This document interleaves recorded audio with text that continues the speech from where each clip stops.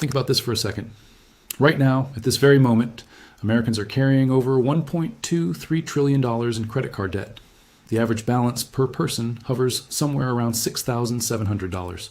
You swipe a card at the grocery store, tap your phone at a coffee shop, click a button online, and within milliseconds, a transaction is approved. Money you haven't technically earned yet is spent, and you walk away with something new. It's effortless. It's invisible. And it is so deeply woven into the fabric of how we live that most of us never stop to ask the question, what did people actually do before this existed? Because here's the thing, the modern credit card, the one you carry in your wallet right now, the one linked to your Apple Pay, the one that lets you buy a $700 plane ticket and worry about it next month, that thing did not exist until 1950. Not in the 1800s, not during the Roaring '20s, not during the Second World War. 1950. That means your grandparents, your great-grandparents, and every generation before them navigated the entire American economy, bought homes, furnished them, raised families, survived depressions and wars, all without a single credit card in their pocket. So the obvious question becomes, how? How did a country of farmers, factory workers, immigrants, and aspiring middle-class families buy the things they couldn't afford? The answer is far more fascinating and far more human than you might expect. Because what you're about to learn is that the story of how Americans borrowed, bartered, and bought on trust isn't just some dusty economic footnote. It's the origin story of modern capitalism itself.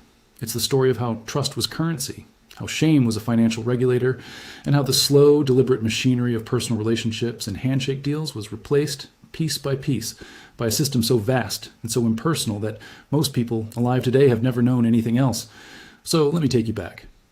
Let me take you back to a time when the general store was the center of the known universe, when your name and your word were the only credit score you needed, and when the idea of borrowing money for pleasure was considered a moral failing so severe it could ruin your standing in a community forever.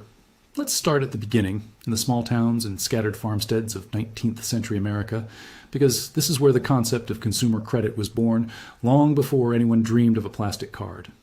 Picture this. It's the 1840s. You're a farmer in rural Mississippi, or maybe Texas, or perhaps the hill country of Virginia.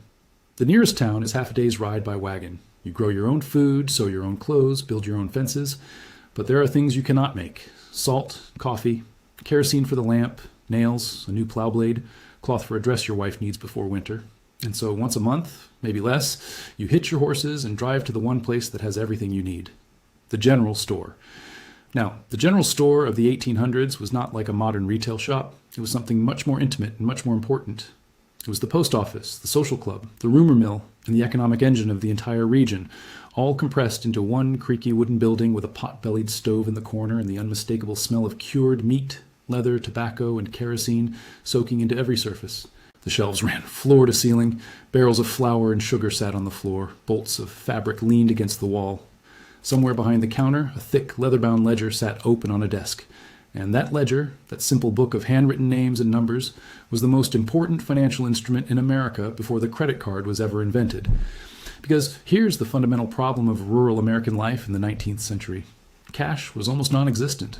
Farmers earned their income once a year when the harvest came in and they could sell their crops or livestock. But they needed supplies all year round. They needed seed in the spring, tools in the summer, warm clothes in the fall.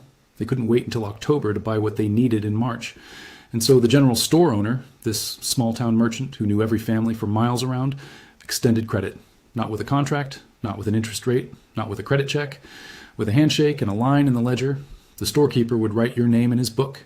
He'd note what you purchased, the quantity and the price, and he would trust, genuinely trust, that when your cotton came in, when your wheat was sold, when your cattle went to market, you would come back and settle your account. This wasn't charity. This was commerce built on a foundation of personal knowledge and community reputation. The storekeeper knew your family. He knew whether your father had been reliable. He knew whether your fields looked healthy that season.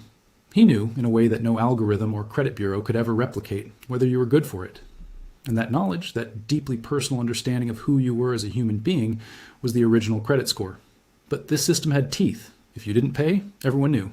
In a town of 300 people, your failure to settle your debts at the general store wasn't some abstract financial event. It was a public humiliation. People talked. The storekeeper might cut you off. Your neighbors might look at you differently. And because your reputation was essentially your only asset in a community like that, the social pressure to honor your debts was enormous. Shame was the regulator. Trust was the currency. And the ledger was the infrastructure. Now, this system worked reasonably well for basic necessities: flour, coffee, fabric, tools. But what about the bigger things? What about the objects that cost more than a season's worth of credit at the general store could cover? Things like a piano or a sewing machine or a set of fine furniture?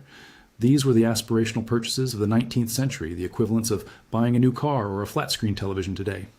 And to afford them, Americans needed a different kind of arrangement. Enter the installment plan. The concept of paying for something in small, regular amounts over time wasn't invented in a boardroom or a bank. It was invented in the living rooms and parlors of mid-19th century America by companies trying to sell expensive products to people who simply didn't have the cash to buy them outright. And the company that did more than any other to bring the installment plan to the masses was Singer Sewing Machine. Consider the situation Singer faced in 1856. Their sewing machines were extraordinary devices. A skilled seamstress working by hand could manage about 40 stitches per minute. A Singer machine could do 900. A shirt that took 14 hours to sew by hand could be finished in roughly 1 hour on a Singer. The problem was that a single sewing machine cost around $100 at a time, when the average American family earned roughly $500 a year. That's 20% of a family's entire annual income. It would be like asking a middle-class family today to drop somewhere between $15,000 and $20,000 on a single household appliance in one lump sum. Almost nobody could do it. So Singer's business partner, a lawyer named Edward Clark, came up with a solution that would change the way Americans bought things forever. He introduced what he called the hire purchase plan. $5 down, and the rest in small monthly payments. You got the machine right away, used it immediately, and paid it off over time. Within 1 year of introducing this system, Singer's sales tripled. Within a decade, their agents were famous across America for their relentless pitch: dollar down, dollar a week. It was the first installment payment plan for consumer goods in the United States, and it created the template that every form of consumer credit would follow for the next century. And the reasoning behind it was brilliant if you think about it from the consumer's perspective. A sewing machine wasn't a luxury in the traditional sense. It was a productive tool. A woman who owned a Singer could make clothes for her family in a fraction of the time, take in sewing work from neighbors, even start a small tailoring business. So the purchase could be justified not as reckless spending, but as an investment that would pay for itself. This distinction between productive credit and consumptive credit was absolutely critical in 19th century America. Borrowing money to make money was considered sensible. Borrowing money to buy things you simply wanted, that was considered shameful, almost sinful. And this moral framework would shape American attitudes toward debt for decades to come. The installment model spread rapidly from sewing machines to other big-ticket items. Pianos were next. In the second half of the 1800s, a piano in your parlor was a symbol of middle-class respectability, almost a requirement for social standing. But pianos were expensive, often requiring an initial payment of 1/3 or more of the total cost. Furniture retailers followed, then farm equipment manufacturers.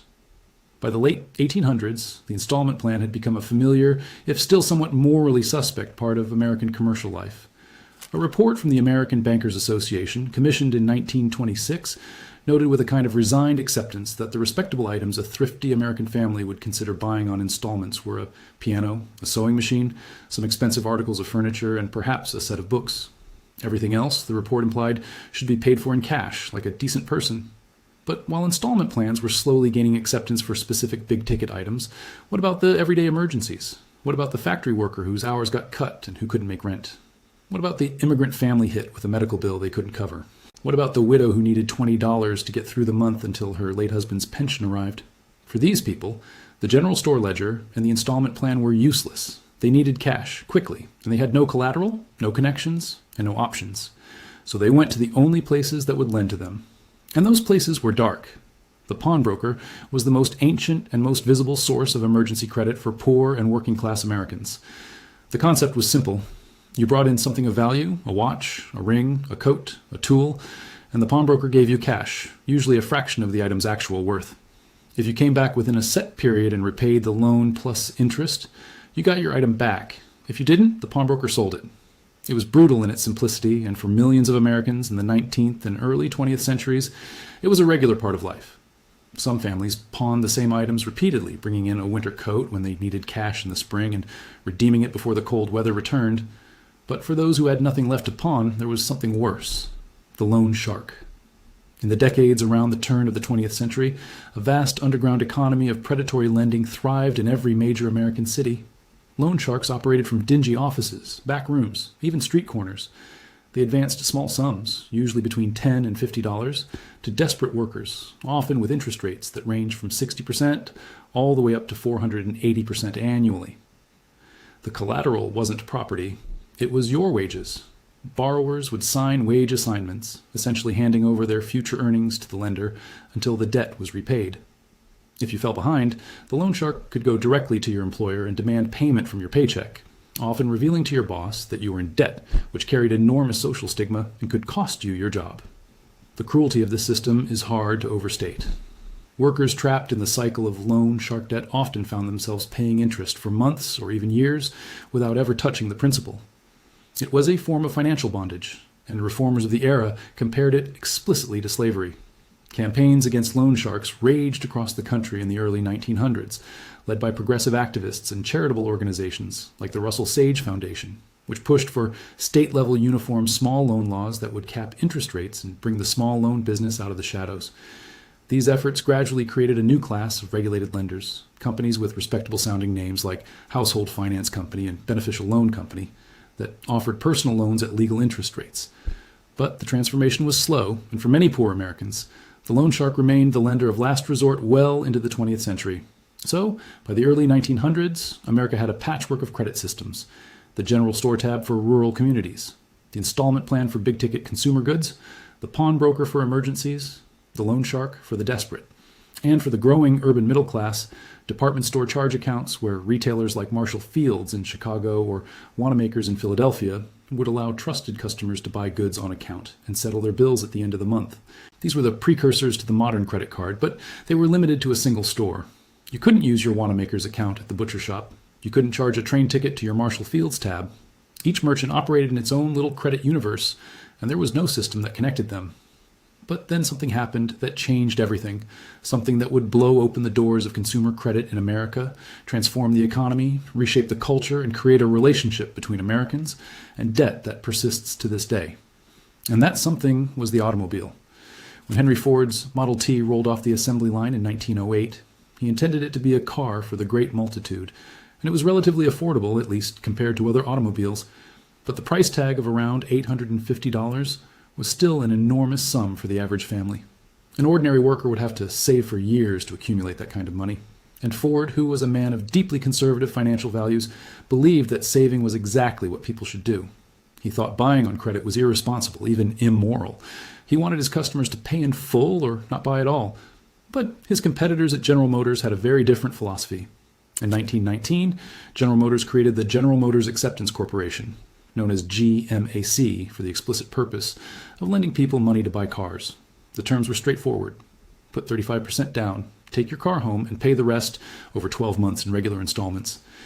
It was the Singer sewing machine model, supercharged and applied to the most exciting consumer product in America. And Americans devoured it.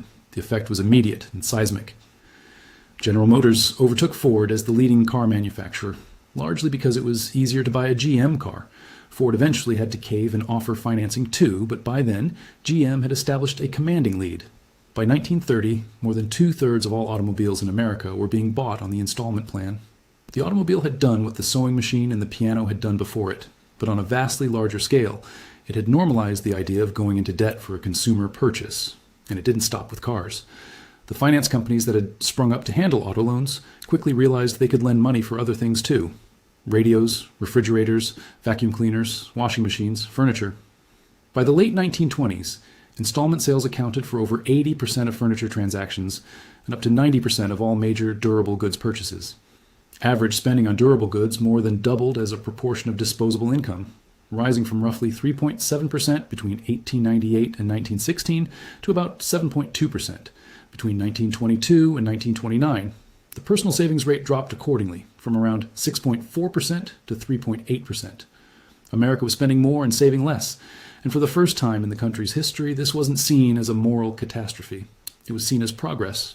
The Roaring Twenties were, in many ways, the dress rehearsal for the consumer credit society we live in today.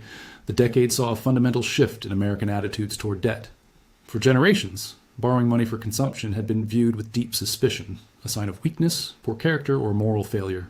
But the sheer availability of installment credit, the gleaming automobiles in every driveway, the new washing machines humming in kitchens across the country, all of it created a new cultural narrative.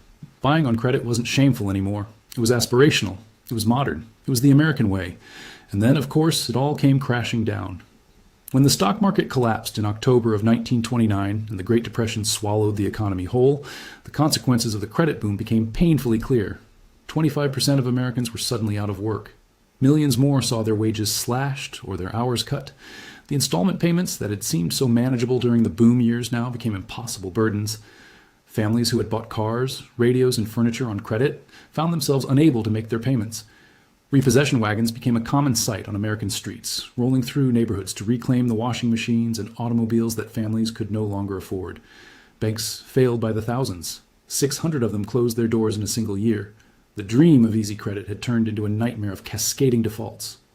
But here's what's fascinating. The Depression didn't kill consumer credit. It just forced it underground and into new forms. During the 1930s, a practice called layaway became enormously popular. The concept was essentially the reverse of the installment plan. Instead of taking your item home and paying for it over time, you made payments to the store first, and the store held the item for you until it was fully paid off. You didn't get the goods until the debt was clear. It was credit in reverse, a system designed for a traumatized economy where nobody trusted anyone to pay later. It was cautious, it was conservative, and it was exactly what Depression-era Americans needed. The item sat on a shelf in the back room with your name on it, waiting, a small beacon of hope that you could still have nice things if you were patient enough and disciplined enough to save for them week by week. At the same time, new types of financial institutions were emerging to fill the gaps left by the bank failures. Credit unions, which had been around in various forms since the early 1900s, grew significantly during the Depression. Industrial banks, sometimes called Morris Plan banks after their founder Arthur Morris, offered small personal loans to working people based on a system of character references and installment repayment. These weren't glamorous institutions, but they provided a lifeline to families who couldn't get loans from traditional banks and didn't want to deal with loan sharks. And then came the federal government. In 1933, in the depths of the Depression, the government created the Federal Housing Administration as part of Franklin Roosevelt's New Deal. The FHA didn't lend money directly. Instead, it insured mortgages made by private lenders, dramatically reducing the risk of home lending. Before the FHA, getting a mortgage was extraordinarily difficult. Lenders typically required 50% down payments and offered terms of only 5 to 10 years. The FHA changed all of that. Suddenly, banks were willing to offer 30-year mortgages with much smaller down payments because the federal government was guaranteeing the loans. Home ownership in America, which had been stuck around 44%, began a dramatic rise that would continue for decades. And when the GI Bill passed in 1944, giving returning veterans access to zero down payment home loans, the floodgates opened entirely. American families went from 19% home mortgage rates in 1949 to over 40% by 1967. The government hadn't just saved the housing market, it had fundamentally redefined the American dream as something you bought on credit. So by the late 1940s, America had traveled an extraordinary distance. From the handwritten ledger at the general store to the government-backed 30-year mortgage, the country had built a sprawling, complex, and deeply embedded system of consumer credit. Installment plans covered everything from cars to washing machines. Department stores issued their own charge plates, little metal tokens embossed with your name and account number that you could use to buy goods on account. Oil companies like Standard Oil and Texaco handed out their own branded cards so customers could charge gasoline and pay at the end of the month. Airlines even got in on the act. In 1936, the Air Transport Association and American Airlines introduced the Air Travel Card, a charge card that let passengers book flights immediately and pay later. Within a decade, 17 airlines were accepting it. But all of these systems shared the same fundamental limitation. They were locked to a single merchant or a single industry. Your Sears charge plate didn't work at the pharmacy. Your Shell gas card didn't work at the restaurant. Your airline card didn't work anywhere on the ground. There was no universal payment instrument that crossed the boundaries between merchants, no single card that could replace cash in every situation, and it took an embarrassing incident at a New York City restaurant to change that forever. The year is 1949. A businessman named Frank McNamara is wrapping up a dinner at a restaurant called Major's Cabin Grill in Manhattan. The bill arrives. McNamara reaches for his wallet. And it's not there. He's left it at home. In front of his colleagues and his clients, Frank McNamara cannot pay for his meal. His wife has to drive into the city to bail him out. It's a small humiliation, the kind of thing most people would forget about within a week. But McNamara doesn't forget. On the drive home, he starts turning over a question that nobody in the financial world had seriously asked before. Why should a person need to carry cash at all? Why should the ability to pay for dinner depend on whether you remembered to bring your wallet? Now, historians will tell you that the story of McNamara's forgotten wallet has taken on something of a mythological quality over the decades. Some researchers believe it was embellished by the company's own marketing team, a kind of founding legend polished for public consumption. But whether every detail is literally true or not, what happened next is undeniable. In February of 1950, McNamara returned to Major's Cabin Grill with his business partner, Ralph Schneider. When the check arrived, McNamara didn't reach for cash. He pulled out a small cardboard card, signed his name, and walked out.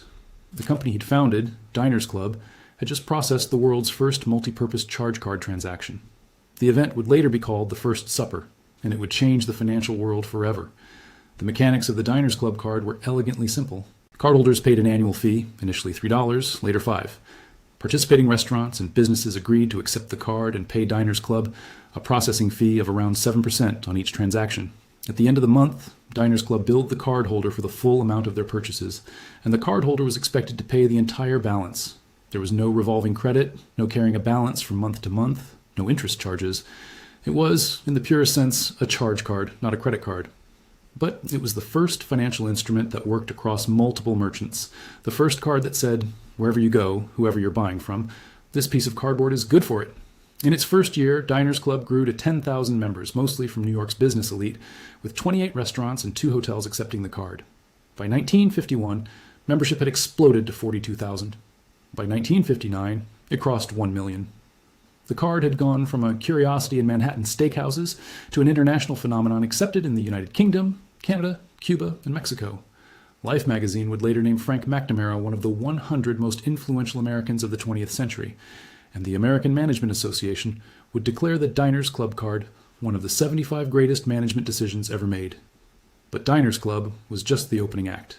The real revolution came when the banks got involved, and when they did, they didn't just enter the credit card business, they detonated it. In 1958, a senior vice president at Bank of America named Joseph P. Williams hatched a plan so audacious, so reckless, and so ultimately transformative that it would become one of the most legendary episodes in the history of American finance. Williams wanted Bank of America to issue its own credit card, one that would work not just at restaurants, but everywhere, at every store, every gas station, every business in a given market. And to launch it, he chose a small, self-contained city in California's Central Valley, where a huge proportion of the population already banked with his institution. He chose Fresno. On September 18, 1958, Bank of America executed what the financial industry would come to call the Fresno Drop. Without warning, without any application process, without a single credit check, the bank mailed 60,000 fully activated credit cards to every household in the Fresno area. Each card came with a pre-approved credit line of between $300 and $500.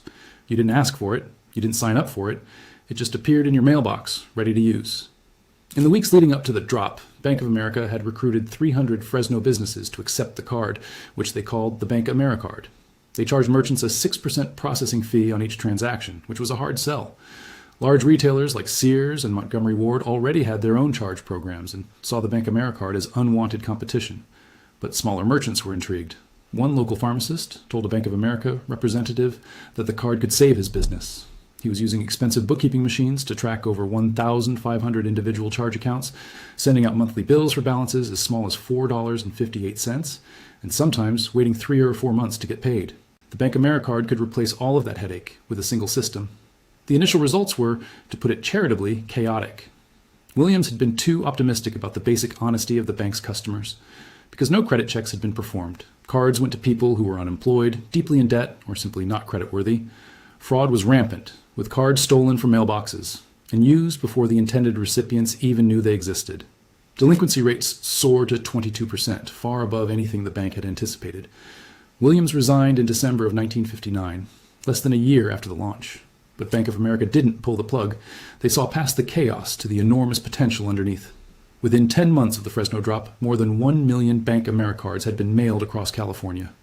By October of 1959, the card was accepted by 20,000 merchants statewide.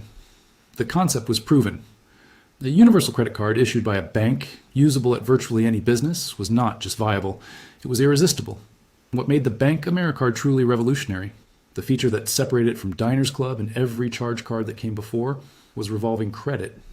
Diners Club required you to pay your full balance every month. The Bank AmeriCard didn't. For the first time, consumers could carry a balance from month to month, paying only a minimum amount and accruing interest on the rest. This single innovation transformed the credit card from a convenience tool for wealthy businessmen into a borrowing instrument for the masses. You no longer needed to have the money to pay your bill. You just needed to have enough to make the minimum payment. And the bank would happily let you carry the rest at a very profitable interest rate for as long as you liked. The Bank AmeriCard system eventually expanded beyond California when Bank of America began licensing the card to other banks across the country. In 1976, the system was reorganized and renamed. They called it Visa. Meanwhile, a competing consortium of banks had launched their own card, originally called the Interbank Card, which went through its own rebranding to become MasterCharge and eventually Mastercard. The infrastructure of the modern credit card economy was in place. And then, in 1968, the federal government did something that implicitly acknowledged just how wild the credit card industry had become. Congress passed the Truth in Lending Act, which for the first time required card issuers to disclose their interest rates, fees, and other terms to consumers before extending credit. The law also eventually made it illegal to mail unsolicited credit cards to people who hadn't asked for them, closing the door on the kind of mass mailing tactics that had launched the Bank AmeriCard in Fresno. It was a belated recognition that the credit card revolution, for all its convenience and economic stimulus, had also created real risks for consumers who didn't fully understand what they were getting into. Now, step back for a moment and consider the full arc of this story. In the span of roughly 100 years, from the 1850s to the 1950s, America went from a country where the primary form of consumer credit was a handwritten line in a general store ledger to a country where banks were mailing unsolicited plastic to every mailbox in California. The journey between those 2 points is not a straight line. It's a winding road through some of the most dramatic economic events in American history: the Civil War, the Gilded Age, the Roaring Twenties, the Great Depression, 2 world wars, and the post-war boom that created the modern middle class. And at every step along the way, you can see the same fundamental tension playing out. On one side, the desire of ordinary people to have things they couldn't immediately afford. On the other, the moral, social, and economic consequences of borrowing to get them. The general store owner who extended credit to a farmer was making a judgment about character and capacity. The singer-salesman who sold a sewing machine for $1 a week was making a bet on human aspiration. The loan shark who charged 400% interest on a $20 advance was exploiting desperation. The banker who mailed 60,000 unsolicited credit cards to Fresno was gambling on mass psychology. In every case, the underlying question was the same: can this person be trusted to pay what they owe? And in every case, the answer depended on a system, whether it was the informal social pressure of a small town, the contractual obligations of an installment plan, or the impersonal calculations of a bank's risk management department. What's remarkable about the pre-credit card era isn't just the specific mechanisms people used to buy things they couldn't afford. It's the way those mechanisms reflected the values, the social structures, and the power dynamics of the communities they served. The general store ledger worked because communities were small and reputations were fragile. The installment plan worked because manufacturers wanted to sell expensive products, and consumers wanted to own them, and both sides were willing to share the risk. The pawnbroker worked because poverty is resourceful, and desperate people will find a way to convert their possessions into cash, even at a terrible exchange rate. The loan shark worked because the formal financial system had abandoned the poor, leaving a vacuum that predators were only too happy to fill. And layaway, that humble, almost quaint practice of paying for something before you take it home, worked because it honored both sides of the American psyche at once. It satisfied the desire for material goods while respecting the fear of debt. It was aspirational without being reckless. It was credit without risk. And for millions of Depression-era families, it was the only way to buy a Christmas present or a winter coat without going into the red. The credit card didn't replace all of these systems overnight. It took decades for plastic to become truly ubiquitous. Even in the 1960s and the 70s, many Americans still paid for most things with cash and checks.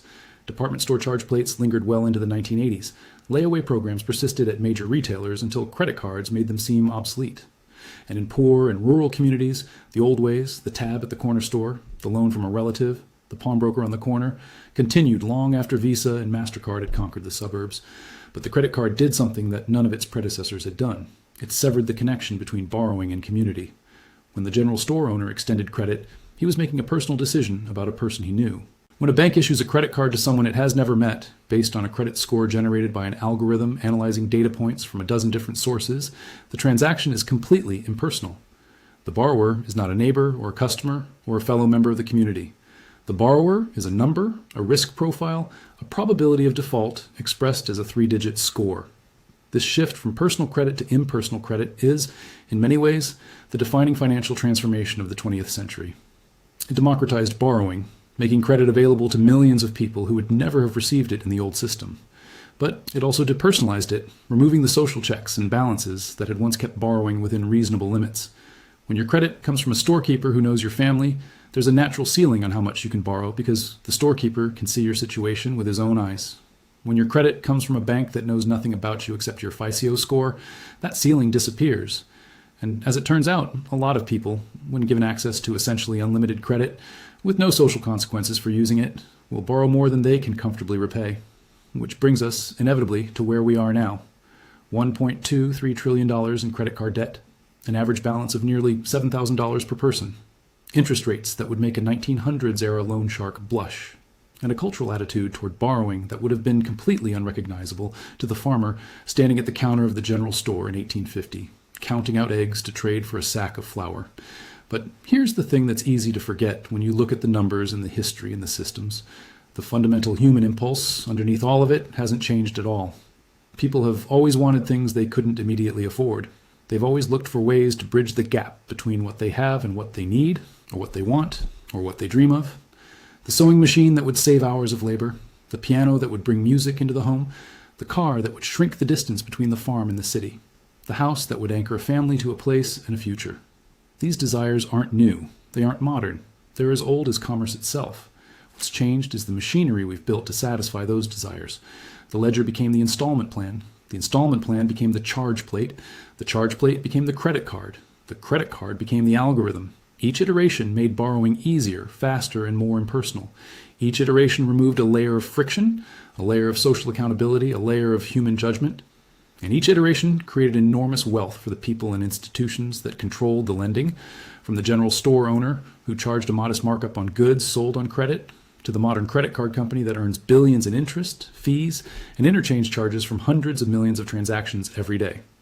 The pre-credit card era was not some golden age of financial responsibility. People struggled with debt long before Visa existed. Families were ruined by loan sharks a century before anyone had a credit score.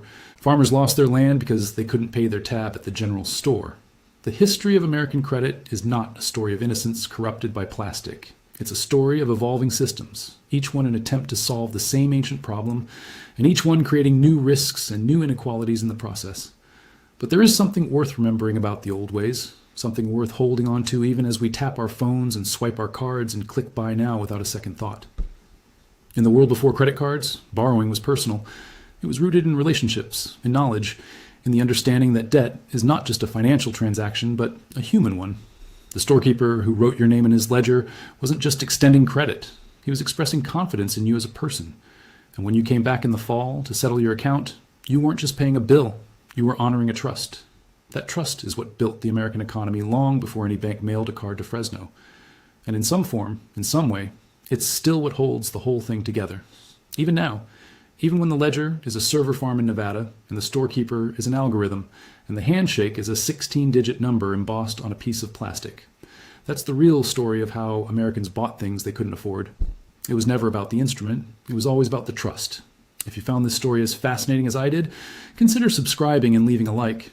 It genuinely helps the channel grow, and it means we get to keep telling stories like this one. I'll see you in the next one.